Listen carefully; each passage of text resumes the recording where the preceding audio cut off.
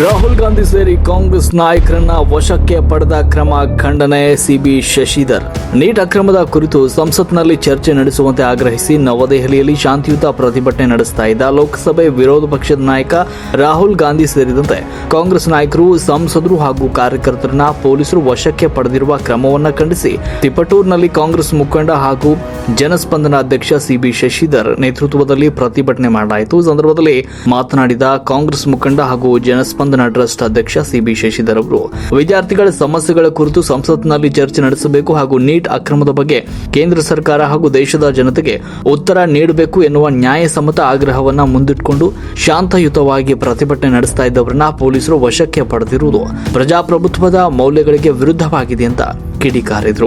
Neat ಪರೀಕ್ಷೆಗೆ ಸಂಬಂಧಪಟ್ಟಂತೆ ಅಕ್ರಮಗಳ ಕುರಿತು ದೇಶದ ಲಕ್ಷಾಂತರ ವಿದ್ಯಾರ್ಥಿಗಳು ಹಾಗೂ ಪೋಷಕರು ಆತಂಕ ವ್ಯಕ್ತಪಡಿಸುತ್ತಿದ್ದಾರೆ. ಇಂತಹ ಗಂಭೀರ ವಿಷಯದಲ್ಲಿ ಸರ್ಕಾರ ಪಾರದರ್ಶಕವಾಗಿ ನಡೆದುಕೊಂಡು ಸಂಸತ್ನಲ್ಲಿ ಸಮಗ್ರ ಚರ್ಚೆ ನಡೆಸಬೇಕು. ಆದರೆ ಪ್ರಶ್ನೆಗಳಿಗೆ ಉತ್ತರ ನೀಡುವ ಬದಲು ಪ್ರತಿಭಟನಾಕಾರರನ್ನ ವಶಕ್ಕೆ ಪಡೆಯುವುದು ಪ್ರಜಾಪ್ರಭುತ್ವದ ಆಶಯಗಳಿಗೆ ವಿರುದ್ಧವಾಗಿದೆ ಅಂತ ಕಿಡಿಕಾರಿದ್ರು. ರಾಹುಲ್ ಗಾಂಧಿ ಸೇರಿದಂತೆ ವಶಕ್ಕೆ ಪಡೆಯಲಾದ ಕಾಂಗ್ರೆಸ್ನ ನಾಯಕರು, ಸಂಸದರು ಹಾಗೂ ಕಾರ್ಯಕರ್ತರನ್ನು ತಕ್ಷಣವೇ ಬಿಡುಗಡೆ ಮಾಡಬೇಕು. ವಿದ್ಯಾರ್ಥಿಗಳ ಸಮಸ್ಯೆಗಳ ಕುರಿತು ಸಂಸತ್ನಲ್ಲಿ ಸಮಗ್ರ ಚರ್ಚೆ ನಡೆಸಿ ನೀಟ್ ಅಕ್ರಮದ ಕುರಿತು ದೇಶದ ಜನರ ಮುಂದೆ ಸತ್ಯಾಂಶವನ್ನ ಮಂಡಿಸಬೇಕು ಅಂತ ಕೇಂದ್ರ ಸರ್ಕಾರಕ್ಕೆ ಒತ್ತಾಯಿಸಿದರು. ವಿದ್ಯಾರ್ಥಿಗಳ ಹಕ್ಕು, ನ್ಯಾಯ ಹಾಗೂ ಪ್ರಜಾಪ್ರಭುತ್ವದ ರಕ್ಷಣೆಯಲ್ಲಿ ಹೋರಾಟದಲ್ಲಿ ಕಾಂಗ್ರೆಸ್ ಸದಾ ಅವರೊಂದಿಗೆ ದೃಢವಾಗಿ ನಿಲ್ಲಲಿದೆ ಅಂತ ಸಿಬಿ ಶಶಿಧರ್ ಅವರು ಹೇಳಿದರು.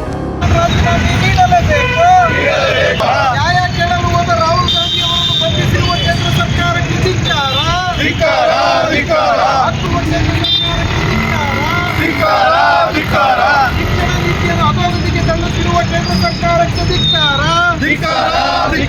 ಕೇಂದ್ರದ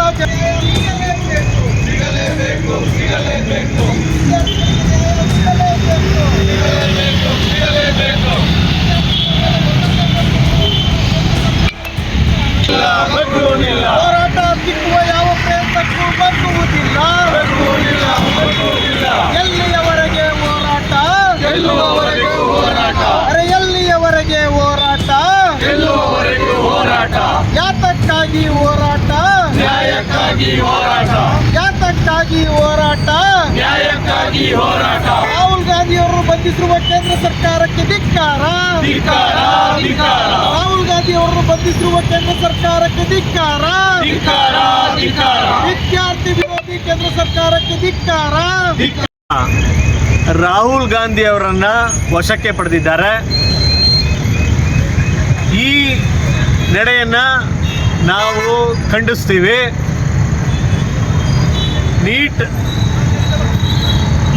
ನೀಟ್ನಲ್ಲಿ ಆಗಿರ್ತಕ್ಕಂಥ ಅಕ್ರಮಗಳನ್ನು ಪ್ರಶ್ನಿಸಿ ವಿದ್ಯಾರ್ಥಿಗಳು ಪ್ರತಿಭಟನೆಯನ್ನು ದೆಹಲಿಯ ಜಂತರ್ ಮಂತರಲ್ಲಿ ನಿನ್ನೆ ಹಮ್ಮಿಕೊಂಡಿದ್ರು. ಆ ಸಮಯದಲ್ಲಿ ವಿದ್ಯಾರ್ಥಿಗಳ ಮೇಲೆ ಲಾಠಿ ಪ್ರಹಾರ ಆಗಿದೆ. ಇದನ್ನು ಖಂಡಿಸಿ ರಾಹುಲ್ ಗಾಂಧಿ ಅವರು ದೆಹಲಿಯಲ್ಲಿ ಒಂದು ಪ್ರತಿಭಟನೆಯನ್ನು ಮಾಡ್ತಾ ಇರತಕ್ಕಂಥ ಸಮಯದಲ್ಲಿ ರಾಹುಲ್ ಗಾಂಧಿ, ಪ್ರಿಯಾಂಕಾ ಗಾಂಧಿ ಮತ್ತು ಇನ್ನೂ ಹಲವಾರು ಸಂಸದರನ್ನು ವಶಕ್ಕೆ ಪಡೆದು ಕೇಂದ್ರ ಸರ್ಕಾರ ಪ್ರಜಾಪ್ರಭುತ್ವದ ಮೂಲಭೂತ ಹಕ್ಕಾದ ಪ್ರತಿಭಟನೆಯನ್ನು ಹತ್ತಿಕ್ಕಿದ್ದಾರೆ. ಇದನ್ನು ನಾವು ಒಕ್ಕರಲಿನಿಂದ ಖಂಡಿಸ್ತೀವಿ. ನೋಡಿ, ನೀಟ್ ವಿದ್ಯಾರ್ಥಿಗಳು ನಿನ್ನೆ ರಾತ್ರಿಯೆಲ್ಲ ನಾವು ಕೆಲವೊಂದು ವಿಡಿಯೋಗಳನ್ನು ನೋಡ್ಕೊತಾ ಇದ್ದೀವಿ. ನಮಗೆ ಕಣ್ಣಲ್ಲಿ ನೀರು ಬರ್ತಾ ಇದೆ. ಕೆಲವೊಂದು ಸರಿ ಕಣ್ಣಲ್ಲಿ ನೀರಲ್ಲ, ಕಣ್ಣಲ್ಲಿ ರಕ್ತನೇ ಬರ್ತಾ ಇದೆ. 16 ವರ್ಷದ ಮಕ್ಕಳಿಗೆ ದೆಹಲಿಯ ಪೊಲೀಸರು ಹೊಡೆದಿದ್ದೀರಲ್ಲ, ನಿಮಗೆ ಮಕ್ಕಳಿಲ್ವಾ? ನಿಮ್ಮನೆ ಮಕ್ಕಳು, ನೀವು ಯಾರ್ದೋ ಒಬ್ಬರು ಮಕ್ಕಳಾಗೆ ತಾನೇ ಬೆಳೆದಿದ್ದು. ನಿಮಗೆ ಮಕ್ಕಳೇ ಇಲ್ಲ ಅಂದರೆ, ಈಗ ಕೆಲವೊಂದು ಜನಕ್ಕೆ ಮಕ್ಕಳಿರಲ್ಲ, ಆದರೆ ಅವರಿಗೆ ಮಕ್ಕಳ ಬಗ್ಗೆ ಪ್ರೀತಿ ಇರಲ್ಲ, ಒಪ್ಕೊಂತೀನಿ. ನೀವೆಲ್ಲ ಒದೆ ಕೊಟ್ಟಿದ್ದೀರಲ್ಲ, 99.99% ಜನಕ್ಕೆ ನಿಮಗೆ ಮಕ್ಕಳಿದ್ದಾವೆ. ನಿಮ್ಮ ಮಕ್ಕಳು ಬಂದಾಗ ಇದೇ ಥರ ಒದೆ ಕೊಡ್ತಿದ್ರ ನೀವು? ಅವ್ರು ಕೇಳಿದ್ದಾದ್ರೂ ಏನು? ನೀಟ್ ಪ್ರಶ್ನೆ ಪತ್ರಿಕೆ ಲೀಕ್ ಆಗಿದೆ.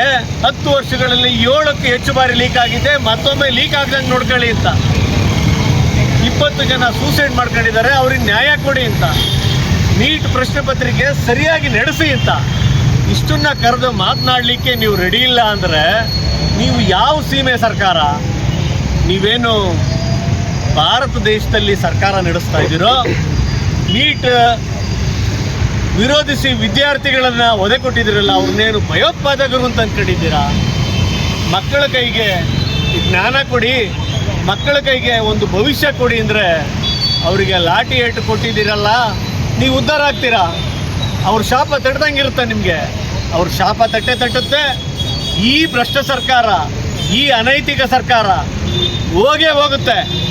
ನಾವೆಲ್ಲ ತಿಪ್ಟೂರು ತಾಲೂಕಿನ ಜನತೆ ಈ ಮೂಲಕ ರಾಹುಲ್ ಗಾಂಧಿಯವರಿಗೆ ನೈತಿಕ ಬೆಂಬಲವನ್ನು ಸೂಚಿಸಿ ಪ್ರತಿಭಟನೆ ಮಾಡ್ತಾಯಿದ್ದೀವಿ. ಇನ್ನೂ ಡಿಸೈಡ್ ಮಾಡಿಲ್ಲ, ಭಾನುವಾರ ಅಥವಾ ಸೋಮವಾರ ನಾವು ಇನ್ನೂ ಬೃಹತ್ತಾದ ಒಂದು ಪ್ರತಿಭಟನೆಯನ್ನು ನೀಟ್ ಅಭ್ಯರ್ಥಿಗಳ ಏನು